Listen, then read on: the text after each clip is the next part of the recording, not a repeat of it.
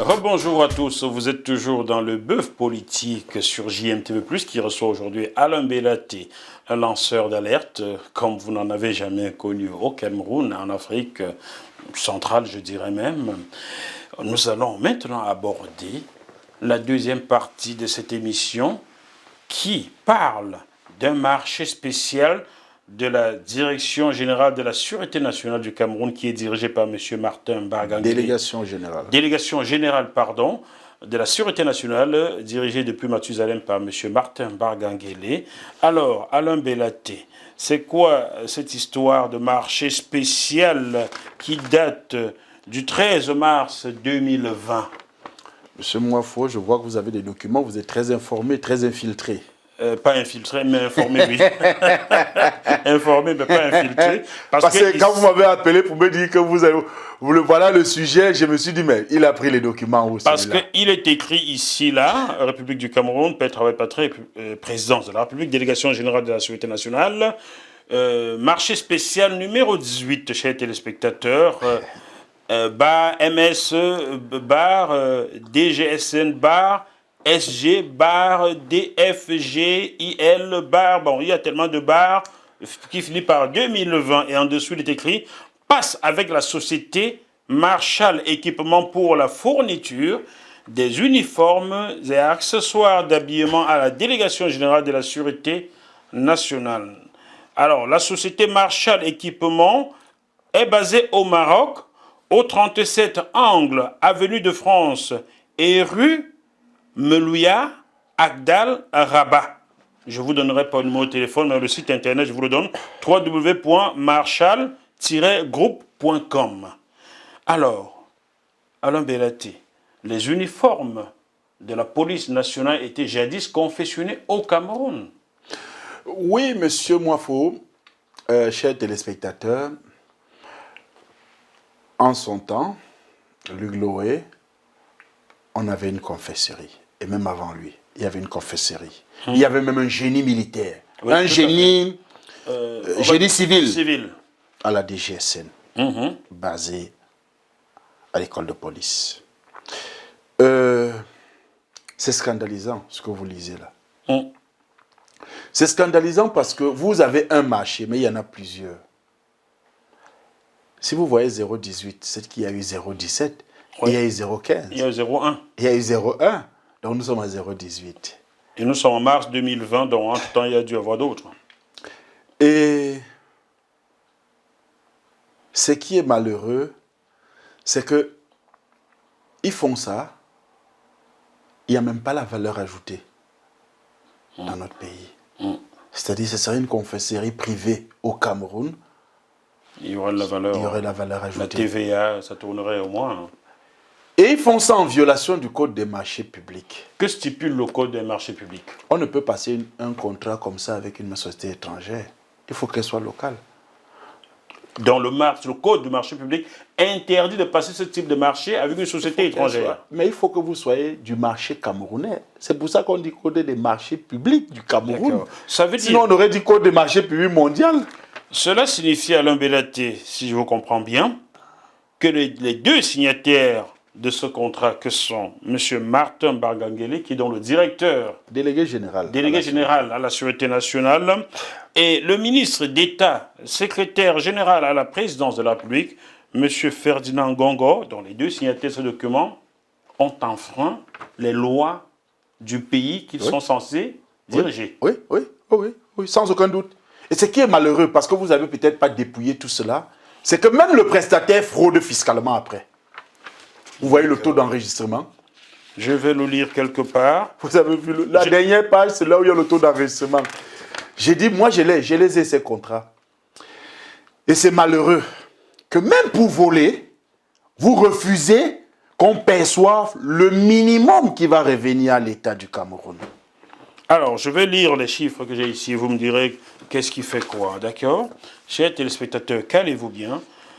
Total brut de ce marché, 2 milliards 499 millions 98 103 francs CFA. TSR, 5%, c'est quoi la TSR? Taxe sur des sociétés TSR, c'est la taxe sur des revenus. Bon, on va dire ça. TSR, 124 954 905 francs CFA. TVA, 19,25%, ce qui nous ramène à 505 130 204 000 francs CFA. Net à percevoir, je dis bien, 2 milliards 374 143 Taxes cumulées sur les revenus, oui. 198 francs CFA. Montant TTC, 3 milliards 4 228 307 francs CFA. Ce que je ne comprends pas, le net à percevoir et le montant TTC, je ne comprends pas. Le montant TTC, c'est ce qui englobe la TVA et la TSR, total cumul de revenus. Donc le net à percevoir, c'est ce que l'entreprise a empoché. Oui. 2 milliards 374 143 198 francs CFA. Maintenant, il manque une taxe dedans. Laquelle? Et la taxe sur les revenus des sociétés étrangères. Parce qu'elle est soumise à ça, cette société. Vous pouvez soumissionner sur un marché au Cameroun. Mais vous avez l'obligation d'avoir une entité locale. Ou, si vous ne l'avez pas, vous devez avoir une autorisation spéciale. C'est sur certains marchés, comme les constructions. Exemple, celui de la DGI, Direction Générale des Impôts, qui a conçu le somptueux bâtiment. Oui, vous pouvez. Mais là-dessus, vous voyez le taux d'enregistrement. Ils ont encore promis. Ce programme vous est proposé par Gespomi, votre nouvelle marque de chaussures mixtes à Paris. Contact 0033 753 45 50 63. Site internet www.gespomi.net.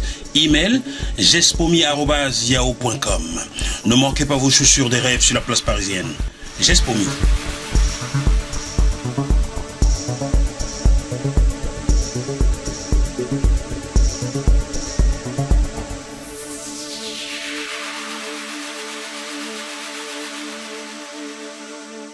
« 2 500 000 francs CFA. Pour 2 milliards. Pour 2 milliards. Moins d'1%. Le taux normal est de combien? 5%. 5%.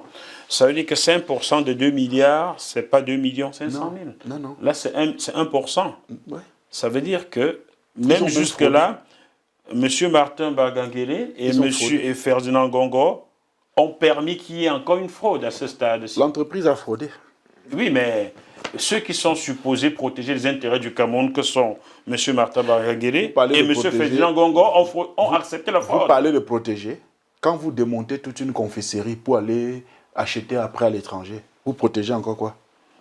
On n'a plus d'industrie dans ce pays. Bon.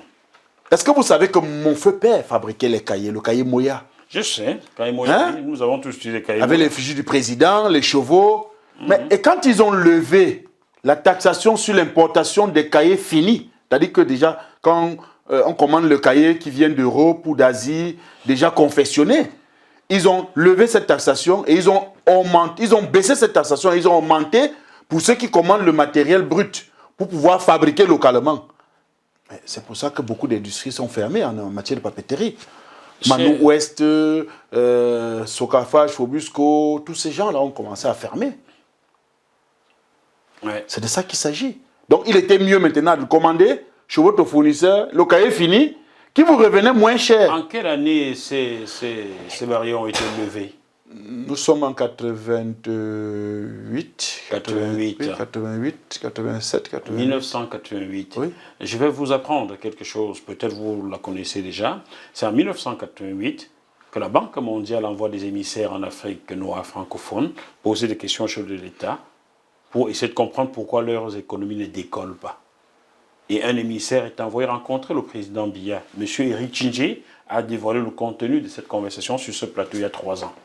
Donc, M. Biya, à l'époque, estime que c'est le tribalisme qui fait reculer son pays économiquement, alors qu'au même moment, il permet aux entreprises étrangères d'entrer leurs marchandises et de tuer les entreprises camerounaises. Et c'est ça. C'est-à-dire que fabriquer au Cameroun, vous étiez plus taxé qu'importer le cahier fini ou l'importer les rames de papier fini. déjà découpé, confectionné.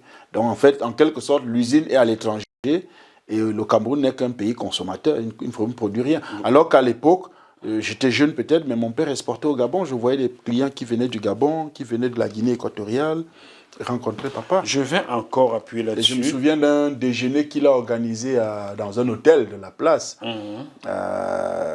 Ça s'appelait aujourd'hui c'est le Sawa, ça s'appelait le Nouveau-Tel. Ça veut dire que M. Biya a lui-même tué l'économie de son pays. Ouais, on peut dire ça. Peut-être C'est difficile à dire. Hein? peut-être aussi les gestionnaires qu'il a mis en place. Les gestionnaires. Oui. Si vous nommez des gens qui font mal le boulot, à l'exemple de M. Nganou Djumessi qui refuse de respecter les injonctions du chef de l'État et vous le laissez en place, pourquoi voulez-vous que les gens ne fassent pas ce qu'ils veulent à leur poste? Monsieur Moifo, Oui, c'est mon nom. moi je vous disais tout à l'heure, nous devons être tous gendarmes à l'endroit où nous Gendarme. trouvons. Croyez-moi, je serai à la place de M. Biya que ces pays ne fonctionneraient pas comme ça. Même la petite décision de punir un ministre qui ne respecte pas les injonctions, même la petite décision de maintenir les entreprises camerounaises qui fonctionnent, on ne peut pas les prendre. Vous savez pourquoi le directeur général comment ça s'appelle, Chantier Naval est allé en prison? Et il s'appelle, je vois ce monsieur. Fondingap. Fondingam. Pourtant, il travaille bien, lui. Parce qu'il a voulu instaurer un système de former les Camerounais sur place. Sur place. Et on l'a mis en prison. Et les autres, les membres d'un réseau, ont dit que non, comment? Tu veux nous gâter notre business? Dis donc, dégage de là. Et on l'a mis en prison. Et le chantier naval est devenu quoi? Une coquille Donc, vide. ceux qui veulent bien travailler dans le pays dirigé par M. Biya sont en prison. Les fraudeurs, les voleurs occupent des bons postes. Ça me rappelle aussi le ministre du contrôle supérieur de l'État, de la fonction publique et du contrôle supérieur de l'État de l'époque. En 1992, Oui, Garga Manadji. Garga Manadji. Garga Manadji, je me souviens, son épouse. Qui est mon voisin, qui est un père, qui est quelqu'un de très, très, très intègre, très correct. J'ai eu la chance de rencontrer, j'ai eu la chance d'accompagner dans le cadre du contrôle de l'achat de la résidence, dont certains, je vais aussi peut-être commencer à le dire, journaleux, ont écrit qu'on m'avait donné 400 000 euros et je n'ai pas apprécié. C'est pour cela que j'ai dénoncé. Non, j'ai jamais rien reçu, monsieur Moifon. Et pour un autre qui s'est permis de dire sur son plateau que ma plainte n'a pas abouti, pour ne pas citer son nom, monsieur Roger Kiek de Kiki, il faut qu'il arrête de s'avancer comme ça dans les dossiers qu'il ne maîtrise pas. Je veux rester sur ce pays où chacun fait ce qu'il veut à sa place et n'est jamais puni. Ce pays dirigé par M. Biya, qui ferme les entreprises camerounaises pour permettre aux marchandises étrangères d'entrer. Comment veut-on que le pays se développe si on tue l'économie interne? Si vous C'est la suite bien, de cela aujourd'hui. Oui, si vous lisez bien, même dans ce contrat et dans les autres qui ont suivi et qui ont précédé cela, le paiement se fait à l'étranger, en violation encore des lois. Ah, le paiement se fait à l'étranger? C'est écrit. C'est où? C'est écrit. Je veux lire. La page 3, si j'ai bonne mémoire. Oui, voilà, là, vous aurez ça là quelque part. Les paiements vont être effectués sur un compte à Rabat, je crois. C'est à Rabat ou à... Je ne l'ai pas tout lu, chers téléspectateurs. Il y a tellement de papiers à lire sur ces affaires que je me suis arrêté un moment tellement j'avais les mots de tête. Modalité de paiement. Le paiement se fera à 100% par virement à la Banque populaire de Rabat, Kenitra, agence Temara, Centre Maroc, code RIB, je ne vous donne pas le code, mais bon, est libellé au nom de la société Marshall Équipement sur présentation d'une garantie bancaire ou du procès verbal de réception. Le cas échéant, la garantie bancaire sera exigible dès la notification de la disponibilité des fonds au poste comptable. Tous les frais bancaires engagés hors du Cameroun et relatifs aux virements et correspondances, y compris la fluctuation des cours de change, sont à la charge du co-contractant. Ça veut dire que en cas de fluctuation de la monnaie, il y a surplus, C'est le Cameroun qui paye encore. Et vous dites que ces gens protègent le Cameroun? Moi, c'est la question que... Vous savez, et il n'y a pas qu'un seul. Hein. Je vous dis, si vous avez 0,18, c'est qu'il y a eu 0,1, Ok, il y a eu 0,15. je comprends bien. Mais ma question demeure celle-ci.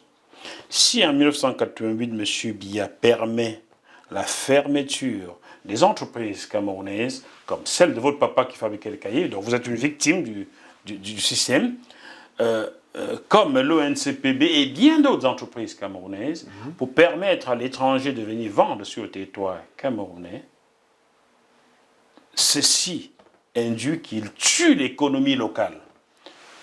N'est-ce pas la suite aujourd'hui? Aujourd'hui, on ne peut plus confectionner les tenues des policiers au Cameroun.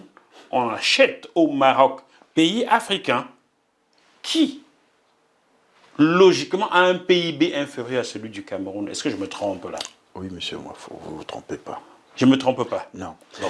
Vous savez, pour montrer aux Jésus, compatriotes que on pouvait construire, on pouvait confectionner cela au Cameroun. On le faisait. Vêtement, on le faisait dans le passé. Le vêtement que je porte est confectionné au Cameroun. Monsieur Mwafo, il n'a rien à envier à un vêtement acheté à l'étranger. Oui. J'ai cru que c'était un vêtement britannique. Hein. Non, j'ai un non. costume britannique exactement Non, comme il est ça. confectionné au Cameroun. Au Cameroun. Monsieur Mwafo. J'ai cru que c'était britannique. Je suis agréablement Ces gens surpris.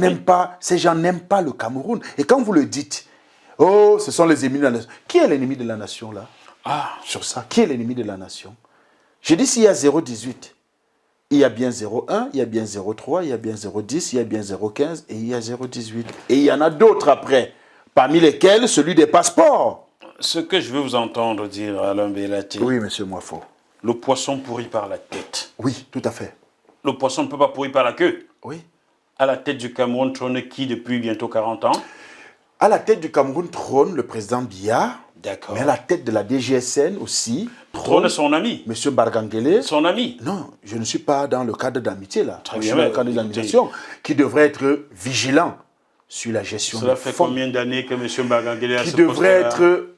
Ça fait 10 ans. 10 ans seulement, il a cumulé à un Ça fait plus de certain 10 moment ans. avec un poste d'ambassadeur quelque part. C'était en Espagne, Oui, je ne sais pas où. en Espagne, en Espagne.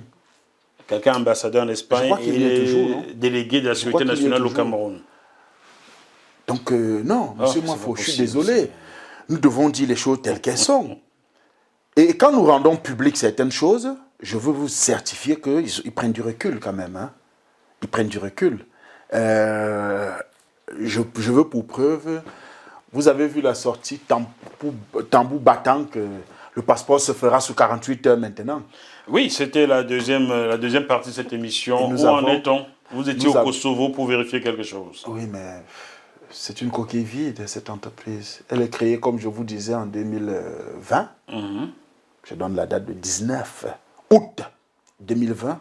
Quand elle signe un contrat le 14, début septembre, c'est même pas mi, c'est début septembre 2020, Ah, moins d'un mois, de 55 millions d'euros, qui est supérieur au contrat que notre compatriote a avec l'État d'Allemagne pour produire le passeport allemand, qui est supérieur au contrat que notre compatriote a pour produire le passeport sénégalais, qui est supérieur au contrat, ainsi de suite, ainsi de suite, ainsi de suite. Alors qu'il a sollicité, produit le passeport camerounais, juste par reconnaissance, amour pour sa nation, il a été mis de côté parce que, naturellement, il ne devait pas entrer dans le système. C'est comme le marché de télésurveillance du Cameroun. Moi, je vous le dis aujourd'hui. L'initiative de ce contrat, de ce truc, le montage de ce marché est d'un Camerounais. mais Ils l'ont donné à Huawei. Ils n'ont jamais rendu public ce contrat. J'ai fouiné. Alors que la loi de 2018 exige cela. Il est conservé secrètement. Vous ne pouvez pas avoir accès à ce contrat. Même des personnes qui travaillent à la direction des affaires financières de la DGSN, certains hauts gradés là-bas n'ont jamais vu ce contrat. Parce qu'ils détruffaient des choses pas possibles. Alors que vous savez, le Camerounais, Proposait quoi? Parce que moi, j'ai vu le cahier des charges du Camerounais. Que proposait-il? Le Camerounais proposait déjà que, primo, vous aurez la sécurité de pouvoir conserver vos éléments. C'est-à-dire que toutes ces vidéos, tout ça devrait être contrôlé par le Cameroun. Parce que c'est un Camerounais qui l'a. Il est Camerounais, ses parents sont Camerounais, il vit au Cameroun. 2, vous n'aurez plus de policiers dans tous les microfinances là. Ce serait un système de caméras et le Camerounais fournissait des véhicules. Pas un véhicule par commissariat. Il fournissait les véhicules, il construisait les commissariats de sécurité publique. Il construisait les commissariats, il fournissait les véhicules et il fournissait le matériel de télésuivi. C'est-à-dire que vous êtes dans un véhicule d'intervention, hein, ou bien vous êtes dans un véhicule de patrouillage. Vous avez, science tenante, le suivi des situations. C'est-à-dire que dès que, prenons un exemple, une société lambda située à Eliridjoa appuie la sonnette d'alarme d'une tentative ou menace d'agression, une voiture se pointe là dans les 5 minutes. Parce qu'ils auraient eu, pas un véhicule, mais plein de véhicules. Et en plus de ça, le Cameroun gagnerait de l'argent. Puisque c'est un service qui est payant. Vous le voyez ici en France. Toute sortie de police est payante. Si ça vient intervenir dans une entreprise, elle reçoit une facture après. Et les assurances se suivaient derrière. C'est tout un mécanisme. Non, ça ne les a pas intéressés. Parce que naturellement, il n'y aurait pas eu peut-être de rétrocommission. Donc le Camerounais a été, après qu'il ait monté tout le projet, hein, on est allé faire ailleurs, avec des Chinois. Aujourd'hui, ce sont les Chinois qui contrôlent. Oui, qui contrôlent la télésurveillance au Cameroun. C'est des Chinois. Par leur entreprise Huawei. Est-ce une honte, ça, en vérité? Mais monsieur Mwafou, quand vous voyez des gens, je vous ai envoyé le document de Gentil, non, le contrat. Vous aviez lu. Est-ce que vous savez, je vous l'avais envoyé, vous avez vu la propriété des informations collectées. C'est-à-dire quand vous collectez, vous remplissez les informations, vous joignez les documents. Tout ça est la propriété de Gentica. Le jour où vous voulez rompre le contrat, il part avec son cloud, qui n'appartient pas au Cameroun. C'est pas possible. C'est-à-dire qu'il part avec tout cela. Vous aurez besoin pour faire des vérifications de celui qui avait eu le passeport avec cette identité parce que voilà, il y a peut-être un problème en ce moment, vous ne pouvez pas faire. Vous ne pouvez pas faire de rapprochement. Sauf si vous achetez ces données à cette entreprise. Comment après. un pays sérieux peut-il confier les données de ses habitants à une société étrangère? Comment? Qu'est-ce que je vais vous dire? C'est le pays dirigé toujours par le même président Quand Biya, vous avez des gens qui parviennent, même monsieur Mwafo, quand vous croyez que c'est le seul scandale sur l'identité? Non, c'est toujours dirigé par M. Biya, ce pays-là. C'est pour ça qu'il faut faire chacun son travail à sa place. Okay. Moi, je réussis à le dire là, je le dénonce là, aux autres de prendre le relais. Chers téléspectateurs, je vais en profiter pour vous l'annoncer. Dans une petite investigation, je me suis rendu compte hier, qui était le 1er octobre 2021, car nous tournons cette émission le 2 octobre, que le site internet de la présidence de la République est en retard d'1 an. Ah oui, le site. Oui, il y a des choses qui n'ont pas bougé depuis 1 an. Parce qu'il n'y a pas eu peut-être de mouvement. Parce que je vois les dernières nominations du DG de Camerco sont dessus. Donc, il y a eu... Oui, il y a des choses, on n'a pas... Il faut mettre à jour. Ah oui, ils n'ont pas actualisé certaines informations avec des modifications faites par décret. Oui, c'est pour cela que je dis que le site internet de la présidence de la République du Cameroun est en retard d'1 an. Si quelqu'un peut le contester, se regarder à l'instant avant qu'il ne change, après avoir regardé cette émission. Mais c'est toujours ce pays-là qui est dirigé par le même président. C'est comme le site d'enrôlement de la DG du passeport. Au départ, il y avait la petite lunette en bas qui précisait que toutes les données que vous verserez sont la propriété de Gentica. Quand je l'ai dit dans les médias, je l'ai répété, je l'ai publié, ils l'ont enlevé, mais le contrat reste comme ça. Donc, il marche avec ce cloud qui est en main propre. C'est-à-dire que chaque fois que vous faites, peut-être toutes les semaines, il connecte sa clé, il récupère les données. Il connecte sa clé, il récupère les données. Le jour où vous avez dit merde, il part avec toutes vos données. C'est pour ça que j'interpelle le président. Monsieur le président de la République. Toujours le même président qui ne bouge jamais. Il faut mettre fin à ce contrat. Oh là là. Ce contrat est dangereux pour le Vous êtes Cameroun. courageux, Alain Bellaté. Soit vous êtes malhonnête Ce contrat est vous-même, dangereux Alain pour le Cameroun. Bellaté. Oui. Soit vous êtes vous-même malhonnête, soit vous êtes amnésique. Vous interpellez quelqu'un qui depuis des années n'a jamais agi, quelqu'un qui ne peut pas punir son ministre. Monsieur Moifo, vous voulez que j'interpelle qui là? Qui est au poste? Je ne sais même pas qu'il faut interpeller. Peut-être lui. vous qui êtes croyant, vous avez peut-être interpellé un Dieu, comme tous les Noirs le font. Oui, je suis croyant, mais... Parce que M. Biya ne fera il faut pas. Vous le interpeller savez. M. Biya. Vous savez que M. c'est Biya lui ne le fera président. rien. Vous savez qu'il ne fera rien. Moi, je fais ce qu'il faut faire. Mais vous savez qu'il ne fera rien. Non, je ne sais pas qu'il ne fera rien. Ben, M. Nganou, je me sais, tu en postes, il y a bien d'autres. Hein. Je crois qu'il a été convoqué récemment au TCS. Hein. Attendons voir la suite. Il va lui arriver quoi? Attendons voir la suite, Ah monsieur bon? Moifo. Nous ne serons pas pressés. Bon, j'espère, je salue quand même M. Atana Mebara, j'espère qu'il n'ira pas vous retrouver là-bas. Mais bon, il faut punir ceux qui méritent d'être punis. Monsieur Moifo, Hein? moi je vous dis... Parce que je ne suis pas sûr que M. Atana Mebara ait fauté un jour dans ce pays pour être en prison. Mais Monsieur ceux qui Moifo. ont fauté sont dehors. Moi je vous dis, Hein? j'ai fait ma part. Ouais. Sur cette affaire, j'ai mis le doigt, il fallait mettre. On avance. Finalement, ce passeport camerounais, en combien de jours se fabrique-t-il et par qui? Les premiers sont sortis en 48 heures, Oui. effectivement. Mhm. En ont suivi quelques jours après un bug Ah, déjà un bug. qui a posé un retard De combien de temps? de 2 semaines, D'accord. pratiquement. Après, ça a repris. Mais moi, là où je veux interpeller le délégué général de la Sûreté nationale, sachez que les passeports, les demandes qui ont été faites avant, dont l'État du Cameroun a perçu de l'argent, d'accord, doivent être produits. Parce qu'ils sont nombreux des Camerounais qui sont en attente, parce qu'on attend, ils ne prennent pas en compte cela, ils veulent qu'ils reviennent sur le nouveau système. Qui fait quoi? Quand vous payez sur le site, quand vous payez sur ce site, l'argent part directement à l'étranger. Parce que c'est ça que c'est la solution que Ojantika a ramenée. Les machines sont celles du Cameroun. Moi, je n'ai pas vu une machine entrer au Cameroun pour être installée. Ce sont celles qui étaient déjà. Et ils ont rajouté juste un logo. Et lorsque les Camerounais payent pour obtenir un passeport, l'argent va directement Directement à l'étranger. Et vous voulez... Et est relever- reparti vous- entre le Portugal, le Kosovo et l'Allemagne. Parce que vous allez sur le site Monster, vous savez que tout ce qui est sur Monster en Allemagne, c'est de faux. C'est là où vous trouvez Ojantika. C'est pas possible. D'accord? Et c'est ce qui plombe aussi le taux de l'échange au Cameroun. C'est-à-dire que quoi, de fois, les Camerounais sont bloqués, ils ne peuvent pas envoyer l'argent à l'étranger parce que toutes les devises disponibles ont été consommées. Parce qu'il y a ce volet qu'ils n'ont pas intégré. L'argent ne reste pas au Cameroun. Le ministre des Finances est toujours M. Motazé. Oui, c'est M. Luc Il est au Motazé. courant de tout cela. Mais, vous savez, la meilleure, c'est que le timbre,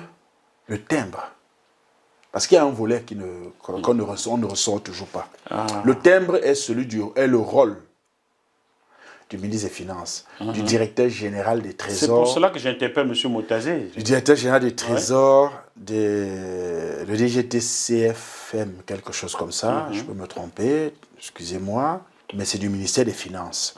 Et quand un policier décide, parce que la DGSN c'est la police, décide de percevoir directement dans un système de mécanismes qui amène l'argent à l'étranger, au départ il devait reverser 21%.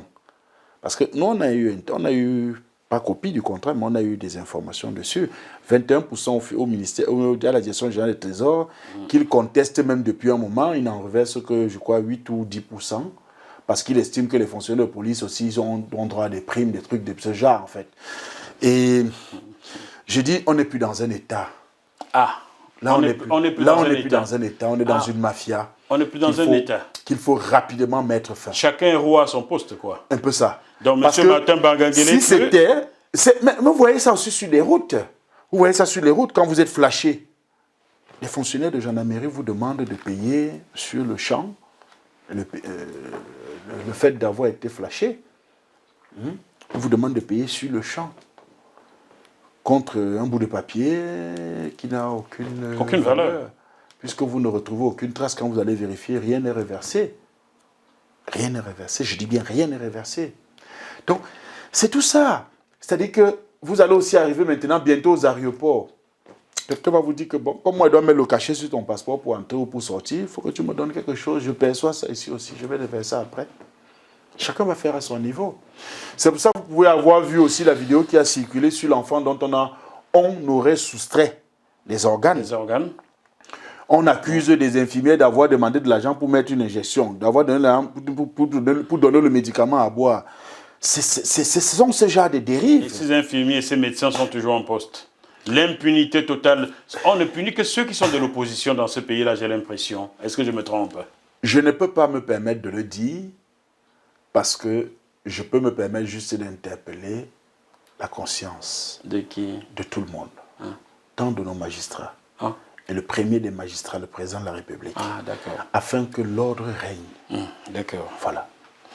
Que l'ordre commence à régner dans le sud de son fief, où ça brûle, où des sénateurs amènent leur garde du corps, qui ne sont pas censés... Non, les sénateurs sont censés avoir le garde du corps. Monsieur Moifo, il n'y a aucun texte sur ça, je ne suis pas au débat avec quiconque. Il n'y a aucun texte. En dehors du président du Sénat, je pense que le secrétaire général, le président de l'Assemblée et le secrétaire général de l'Assemblée ont droit à ce privilège d'un chauffeur, un garde du corps. D'accord? Tout le reste là, c'est du folklore. Dernière question. Nous voyons ici le président de l'Assemblée circuler. Il n'est que dans son véhicule avec son chauffeur et son garde du corps. Stop! C'est tout. Stop! Un seul garde du corps. Il n'a pas d'escorte, il n'a pas de... C'est quoi ces cinémas-là? Et vous voyez des députés? Chez vous, le ministre... Il y a un ministre qui habite vers un gousseau là-bas. C'est le ministre de la Défense. Quand il sort le matin, il y a une escorte, machin truc. C'est lequel? Non, le ministre actuel de la Défense, M. Moifo, je mets quiconque à défi. Vraiment, moi je ne suis pas de son bord, hein. Je ne suis pas son ami, je ne suis pas un proche à lui ou quelqu'un qui est proche à lui, non. On peut reprocher des choses aux gens, mais il est soft. Il est soft? Oui. Très bien, M. Betty Assomo. D'escorte, son secrétaire général est plus démonstratif que lui. Ah, le secrétaire son secrétaire d'État. Son secrétaire d'État, parce que lui, quand il sort, il bloque à partir de l'EMIA jusqu'à la maison du parti. Quand il arrive, quand on annonce qu'il arrive, vous voyez même une voiture garée là permanemment à côté des jeunes mobiles. Quand il doit arriver, on barre, aucune voiture ne circule plus jusqu'à ce qu'il vienne passer. Non, mais vraiment, un jeune de mon âge, hein, il était au Petit Josse avec moi. Vraiment, j'ai honte souvent quand je vois ça. Il n'est pas le seul à le faire. Hein. Oui, mais M. Barnagélé aussi le fait. Hein. Tous, barre la route. Tous le font. Quand il sort de chez lui, j'avais fait l'expérience avec un diplomate, donc permettez-moi, un ambassadeur accrédité chez nous, permettez-moi de ne pas donner son nom. On avait fait l'expérience. Il a mis sa voiture avec drapeau. On nous a bloqués. Il est sorti pour rappeler aux policiers que rien ne doit me stopper. Rien ne doit me... Vous ne pouvez pas m'interpeller de m'arrêter. Les policiers lui ont dit que ça, c'est pour vous. Brûlez sur moi. Moi, je parle du vécu. Quand il sort de Bastos là pour aller, oh là là là là là là. Mais le président Biya, c'est rien. C'est rien devant cette escorte. Dans la démonstration, Mebengo n'était rien devant lui. Rien. Il barre les routes. Oh, ce pays. Alain Berati. Oui, M. Moifo. Est-ce que M. Biya gère encore ce pays? Gère-t-il encore ce pays? C'est lui le président de la République. Est-ce qu'il gère? Oui, être président, c'est une chose, mais gérer le pays, c'est autre chose. Monsieur Moifo. Est-ce que M. Biya gère-t-il encore ce pays? Monsieur Moifo, il est le président de la République, donc par conséquent, c'est le comptable des actes qu'on pose. Donc, il est responsable de tous ces actes qu'on pose. Il est le comptable de tous ces actes. Il est responsable ou comptable seulement? Je continue à le dire. Il est le président de la République et il est le comptable de tout ce qu'il pose, qu'on pose comme acte. Bien. Chacun comprendra comme il a compris. Oui. On va terminer cette seconde partie de l'émission en vous rappelant le marché spécial numéro 18 passe avec la société Marshall équipement pour la fourniture des uniformes et accessoires d'habillement à la délégation générale à la Sûreté nationale. Donc, société Marshall équipement basée au Maroc, c'est cette société qui a donc confectionné les dernières tenues des agents de force de l'ordre au Cameroun.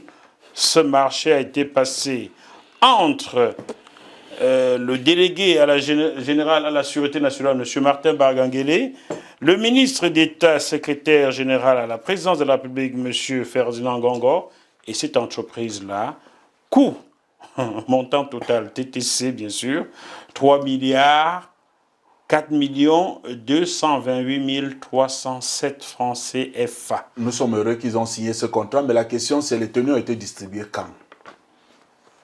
Parce que moi, d'après mes informations, De cette date de signature à nos jours, au 25 septembre 2021, aucune tenue n'est entrée au Cameroun. passée dans ces marchés, dans ces marchés n'ont été distribués. Les 3 milliards ont-ils été décaissés? Je pense que c'était en voie d'être décaissé ou quelques-uns auraient déjà été payés. D'accord? Mais de cette date de signature de contrat au 25 septembre 2021, il n'y a pas une tenue de distribuer un policier. On se retrouve dans quelques minutes pour la dernière partie de ce bœuf politique pimenté et même larmoyant. À tout de suite.